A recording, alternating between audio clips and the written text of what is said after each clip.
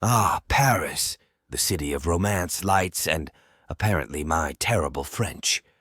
Now, I'm not a picky eater, but a good fry-up for lunch is just what I needed to fuel my Parisian adventures. You know, I'm used to starting my day with something hearty and fried. So there I was, feeling confident after a good night's sleep, ready to attack a cute Parisian cafe. So, I found this amazing place on the map, a tiny but very stylish cafe attended by its owner herself, who cooks anything you want. There wasn't actually a strict menu, can you believe it? You could order anything. I thought it was so cool. The place looked perfect. Tiny tables, checkered tablecloths, and the smell of fresh coffee wafting out the door. I walked in and gave the waitress a big smile. "Bonjour," I said shyly.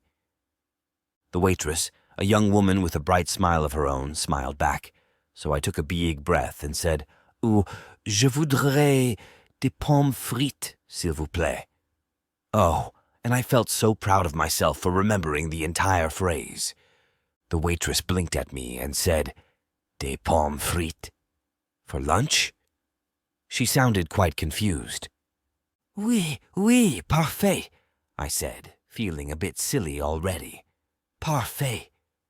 She stifled a chuckle and disappeared into the kitchen.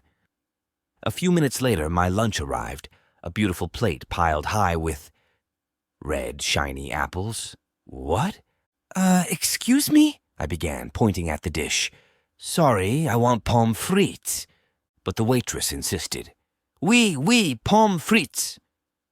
We went back and forth, me gesturing wildly, trying to describe the dish I wanted with a limited French vocabulary and a growing sense of panic. The other clients were looking, and I was feeling quite intimidated.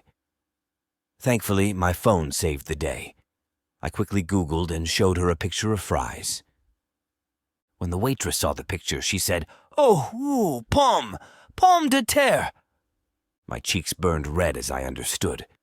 Can you believe pommes are apples, but pomme de terre are potatoes? Hilarious, and a bit confusing.